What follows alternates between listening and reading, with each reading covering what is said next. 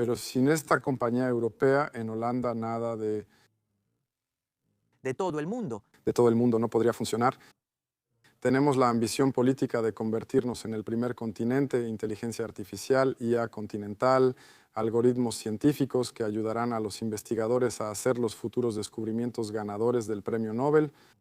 Hola, me da gusto verlos de nuevo, queridos amigos. Recientemente hice una visita a la Comisión Europea y, entre otros, también hablé con Liviu Stirbats, jefe de la Unidad de Inteligencia Artificial y Tecnologías Críticas en la Comisión Europea. Hablamos sobre cómo ve la Comisión Europea el futuro de la inteligencia artificial, innovación, regulación, soberanía tecnológica y los grandes cambios que la inteligencia artificial traerá a la ciencia, la economía y la sociedad. Vamos a ver el video juntos. Bienvenidos.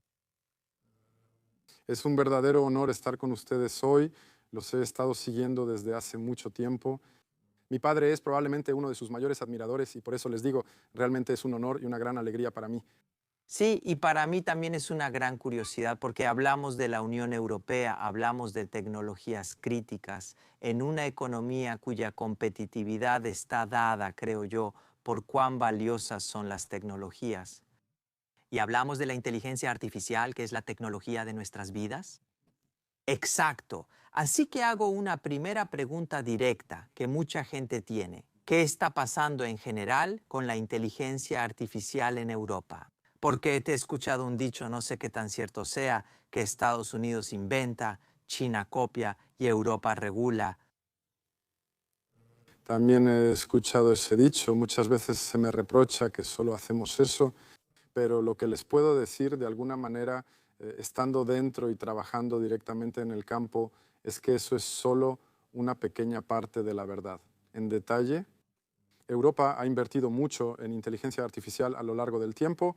La Unión y la Comisión Europea han financiado la investigación en inteligencia artificial, incluso en los periodos, en los llamados inviernos, en los llamados momentos en que nadie más lo hacía, y la tradición.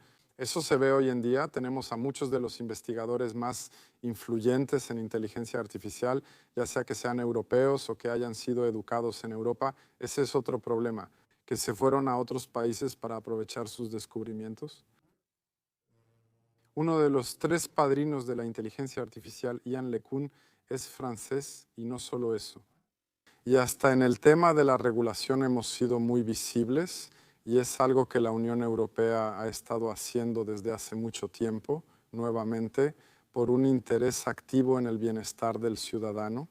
No regulamos solo por regular, sino que regulamos para proteger a los usuarios, para animarlos a usarla, para darles la seguridad de que la inteligencia artificial que utilizan, ya sea directamente o integrada en productos, es confiable y segura. Y por eso hemos legislado, así que es una regulación amigable con la innovación. Seguimos teniendo ambiciones en la aplicación, así que no solo en la inversión, en desarrollo, no solo en la regulación, sino también en la aplicación. Y recientemente, en octubre del año pasado, adoptamos dos estrategias al mismo tiempo dedicadas a la inteligencia artificial, una dedicada a las aplicaciones industriales y otra de la que me ocupé yo, que está dedicada al uso en la investigación científica, que es el fundamento de la competitividad. De eso hemos estado hablando desde hace tiempo. Asegurarnos de que las bases de la investigación estén bien establecidas en Europa y que podamos beneficiarnos de las futuras olas tecnológicas utilizando la inteligencia artificial ahí. Entonces, regulamos, pero no solo eso, también innovamos y aplicamos. Entiendo de alguna manera la regulación para el ciudadano común, porque en verdad el ciudadano común puede ser abusado mediante algunas herramientas que no conoce. Si hablamos de regulación en la investigación, ¿qué es lo que se debe regular ahí? No puedes dejar que el investigador use las herramientas de inteligencia artificial y saque nuevas innovaciones. Y esa es una pregunta sumamente profunda. Y es algo en lo que hemos pensado mucho en el momento en que se propuso esta regulación para la inteligencia artificial. Y es algo que está extremadamente bien formulado y extremadamente claro en la regulación tal como fue adoptada después de las discusiones entre el Parlamento Europeo y el Consejo. Es decir, la investigación y la innovación son excepcionales, no entran bajo el alcance de esta ley. Hay incluso algunos artículos que excluyen la investigación y la innovación del alcance de la legislación. Así que la legislación solo se ocupa de productos y usos en el mercado, productos comerciales, todo lo que es investigación e innovación permanece exactamente como usted decía, para permitir que los investigadores tengan acceso y sean alentados a usarlo sin ningún tipo de preocupación o restricción. Además, ninguna restricción adicional. Es muy importante que diga esto, además de las restricciones que el Código de Buena Conducta del Investigador ya impone. Por supuesto, Absolutamente, debe haber algunas reglas éticas. Ahora regreso a la protección del ciudadano común. No vemos un montón de videos en Facebook, ya ni siquiera sabemos cuáles están hechos por inteligencia artificial y cuáles no. No se puede obligar a Facebook a mostrar, señor, hay una etiqueta que diga que esto está hecho con inteligencia artificial. de nuevo, una pregunta muy apropiada porque es otra cosa en la que hemos pensado y mis colegas que trabajan en el departamento digital, que se encargan de la regulación, están trabajando justo ahora en las etapas de implementación de esta regulación de la inteligencia artificial, en la que toda la parte de etiquetado de la producción generada con ayuda de la inteligencia artificial entonces existirá esta regla. Es algo que el acto, precisamente para que no sea muy la regulación, la ley de la inteligencia artificial, para que no sea muy perturbadora para el mercado en Europa. Discutimos, negociamos, reflexionamos, hablamos juntos y después implementamos por etapas para que las empresas sepan de antemano que en un año tendrán que hacer esto, en 2 años tendrán que hacer esto. Y el etiquetado, esa es una de las etapas posteriores que estamos preparando ahora, como decía, con expertos y con las empresas que producen las herramientas que después los ciudadanos usan, para asegurarnos de que desde el punto de vista técnico esté bien, pero también desde el punto de vista ético. Así que la etiqueta viene. Por ahora, sin embargo, tenemos que soportar un poco todo el diluvio de producción. Sí, con la inteligencia artificial y con tecnologías críticas, como mencionaste, sí, tecnologías críticas. La inteligencia artificial es una tecnología crítica. ¿Qué son tecnologías críticas? Por definición, Tenemos una definición que está anclada en una estrategia que salió en 2024, una estrategia europea de seguridad económica, en la que se identificaron 10 estrategias, 10 en la que se identificaron 10 tecnologías. Igual con este espíritu de regulación y de hacer políticas lo más bien estructuradas, pensadas y estratégicas posible, empezamos a tratar las primeras 4 que fueron identificadas como las más, ¿cuáles? De entre las tecnologías críticas y es pública, en primer lugar, la inteligencia artificial, semiconductores, tecnología cuántica y biotecnología. En estas 4 ya se ha trabajado mucho. Se han hecho algunos análisis de riesgo económico. En mi equipo nos encargamos del análisis de riesgo para biotecnologías. ¿Qué significa seguridad económica y análisis de riesgo económico? Significa que debemos observar todas las cadenas de valor, las cadenas de suministro, para ver dónde. Europa depende de otros, pero algo que me apasiona mucho es dónde los demás dependen de Europa. Y aquí tenemos un ejemplo muy, muy fuerte en el área de semiconductores y en la intersección con la inteligencia artificial, y es la compañía holandesa ASML ESML, que es única en el mundo junto con toda la cadena de producción de semiconductores, aunque tal vez en las noticias vemos TSMC, vemos Nvidia, vemos AMD. Ahora Google y Apple también producen los suyos, pero sin esta compañía europea. En los Países Bajos, nada de esto de todo el mundo. de todo el mundo no podría funcionar. Y por eso digo que esta es una dependencia que se ha identificado y estamos tomando medidas en consecuencia para defender, proteger y replicar. Este éxito en el que todo el mundo depende de Europa, porque eso tiene que ver con nuestra seguridad económica. Y por eso decía que las otras tecnologías en las que hemos empezado a trabajar ahora son todo lo que es química ultra avanzada, materiales avanzados, lanzadores y todo lo que significa robótica espacial, lanzadores de cohetes. Trabajamos en fusión, esos son los otros 6 en los que también estamos lanzando el proyecto. La idea es proteger lo que es importante para Europa. Promover para que tengamos más de estas tecnologías y éxitos en estas tecnologías y entrar en asociaciones con otros, porque solos no podemos.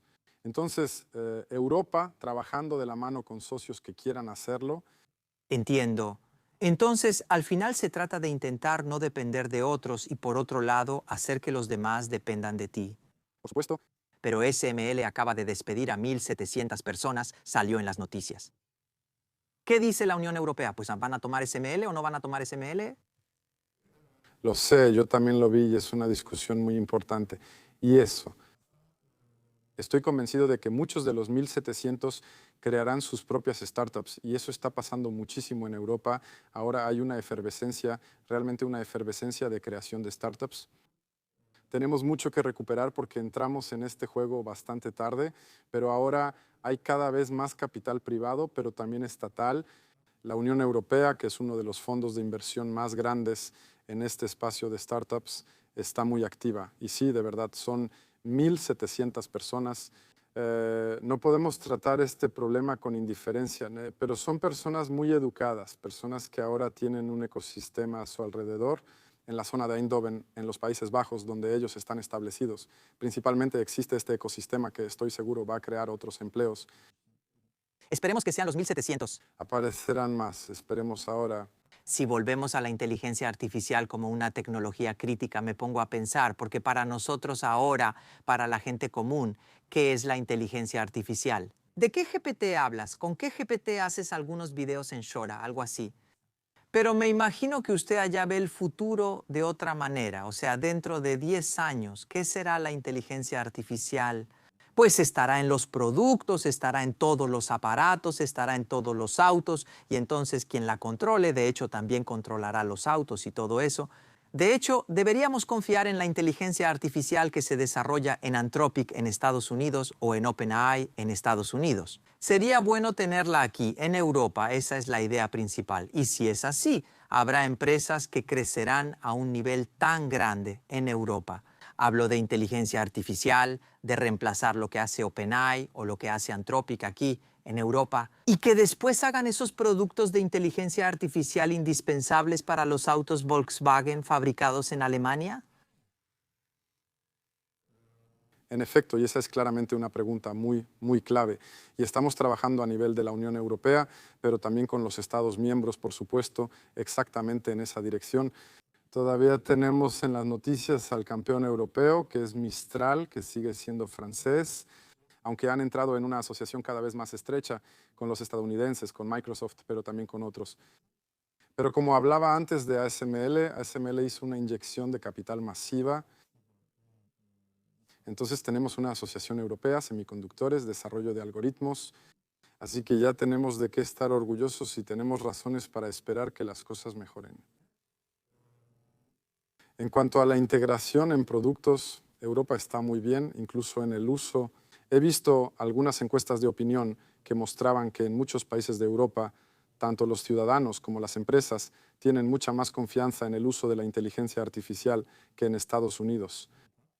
En Estados Unidos se enfrentan a un gran problema de desconfianza y de...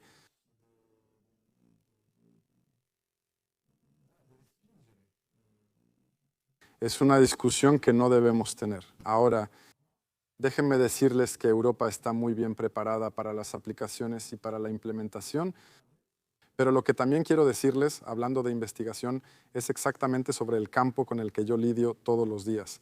Es el uso de la inteligencia artificial, no para chatbots y para chatbots. Y esas discusiones que muchas veces son frustrantes con el asistente virtual del banco que te responde en 2PR o que te manda a buscar Kybers por las paredes, sino algoritmos científicos que van a ayudar a los investigadores a hacer los próximos futuros descubrimientos. Del Premio Nobel en 2024, los premios Nobel, 2 de ellos para física y química fueron para inteligencia artificial, el de física Geoffrey Hinton por la arquitectura que está en la base, a ChatGPT y a Claude y todos estos algoritmos. Y para química fue Demis Hassabis. John Jumper y otro investigador, cuyo nombre se me escapa ahora, por AlphaFold, que resolvió en unos meses un problema masivo en química. Y lo que intentamos hacer ahora es financiar el desarrollo de algoritmos científicos soberanos, para usar ese término que está muy de moda ahora, europeos que pondremos a disposición de los investigadores, principalmente europeos, pero nosotros no somos de los que restringen el acceso. Al contrario, ¿qué les decía? En más de 10 años, no solo máquinas con inteligencia artificial, sino también nuevos compuestos físicos. Así que un avance inesperado en astrofísica o en biología, para la longevidad y otras cosas que actualmente no son posibles para los investigadores, así como usted también, pero ¿para qué? Existirán, pero serán accesibles solo para investigadores que trabajen con inteligencias artificiales de este tipo tan avanzadas. Y para la investigación europea, quiero decirle, ahora está el programa de financiamiento de la investigación europea Horizonte Europa, que terminará a finales del año 2027. Pero ya estamos trabajando, hablando de regulación y negociación, ya estamos trabajando en el futuro marco financiero para la investigación, que será mucho más grande. Europa ha puesto muchos más recursos para la investigación. Es una señal muy positiva que esperamos que también sigan los Estados miembros. Y la inteligencia artificial, pero sobre todo la inteligencia artificial basada en la ciencia y anclada en la ciencia, es uno de los ejemplos mencionados en esta propuesta de presupuesto para la investigación como algo que Europa puede liderar. Así que estamos hablando sobre la futura arquitectura de la inteligencia artificial, no la que tenemos ahora, que está entrenada en foros de Internet y en fotos de gatos. Así que no todo lo que la humanidad ha producido en Internet durante tanto tiempo, sino en física, en ecuaciones, en datos. Así que será mucho más confiable, mucho más eficiente, mucho más europea. Eso esperamos nosotros. Entonces, entiendo que se trata de una infraestructura que se va a crear y que estará disponible para los investigadores de la Unión Europea. Es decir, un investigador de física en el Instituto de Física IFE-INHK, por ejemplo, tendrá acceso a esa estructura para ejecutar sus proyectos. No sé exactamente qué tan dispersa está la parte. Exactamente de eso estamos hablando. Crear un conjunto de herramientas europeo que pongamos a disposición de los investigadores de Europa para que puedan hacer su investigación, publicar sus artículos y ganar becas con estas herramientas. Tengo una pregunta de parte de mi hijo, debo decir, que decía que esta idea es interesante, por así decirlo, filosóficamente. Nos estamos moviendo hacia una sociedad que estará basada en ella, queramos o no. Así como al principio apareció la electricidad, que era la electricidad. Al principio era como un juego. Algunos tenían una cosita pequeña de electricidad. Por aquí, por allá, el campesino seguía usando la azada y seguía encendiendo todo con fuego. Pero ahora todos dependemos de la electricidad. Si se va la electricidad, ya no tenemos dónde guardar la comida. El refrigerador también lo dice así. Oye, Cristian Presure dice, dentro de 1020 años tendremos una civilización que dependerá de ella. Porque va a entrar en todas las capas de la sociedad, en la tecnología, en la organización. No sé qué es. ¿Cómo se ve desde la Comisión Europea esta transición hacia una sociedad que se basa en ella y cuál es la relación entre ellos? Y de desburocratización, de hacer más eficiente. ¿Qué es hoy? Responde. Es una pregunta que sí, de verdad puede parecer filosófica, pero en realidad es muy concreta.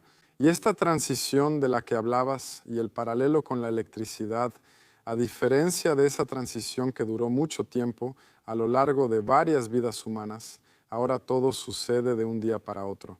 Así que eso la hace mucho más concreta. Y no es solo filosófica, no es solo una reflexión filosófica, sino que son decisiones, incluso qué carrera estudiar, qué preparación.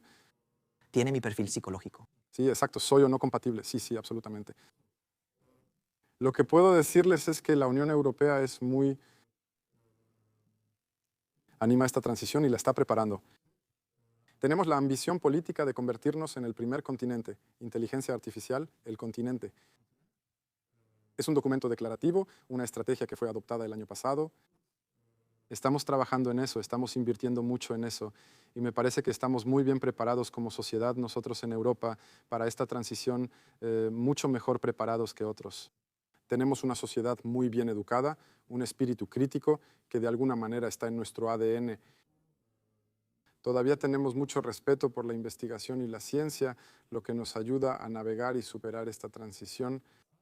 Tenemos una red social muy bien establecida que nos protege y nos aísla un poco de los efectos tan devastadores que tiene esta transición. Y por eso estoy convencido de que Europa saldrá ganadora de este periodo. Entonces, en 10 años, como hablábamos de este horizonte de 10 años, estoy seguro de que Europa será más fuerte, más cohesionada, más inclusiva, porque tenemos todas estas ventajas y pensaba recientemente en esta discusión, vemos cómo está preparada y percibida esta transición en los países donde se ha pisado muy fuerte el acelerador en la parte de adopción, pero como les decía, por estas encuestas la población es bastante desconfiada y no acompaña a los políticos. En esta transición pensaba, voy a ir en 2 semanas a la India, donde será la gran cumbre de impacto de la IA, donde se va a discutir, entre otras cosas, por primera vez también sobre ciencia. La ciencia es uno de los 7 campos de aplicación que la India ha elegido como enfoque. Y en la India también están muy afectados ahora por esta transición. Ya les decía, no es nada filosófico, tienen muchísimos centros de llamadas donde la automatización prácticamente ha eliminado la necesidad por el momento de este tipo de trabajo. Y estamos hablando de decenas de millones de personas que tendrán que buscar trabajo y que no tienen red social, no tienen ayudas de desempleo, la infraestructura de apoyo para que puedan recibir otra capacitación profesional. Por eso les digo, estoy convencido de que en Europa estamos muy bien posicionados para esta transición. Muchas gracias por responder a estas preguntas y mucho éxito en lo que está por venir. Con mucho gusto y una vez más también le agradezco la oportunidad de conversar con usted, con mucho gusto.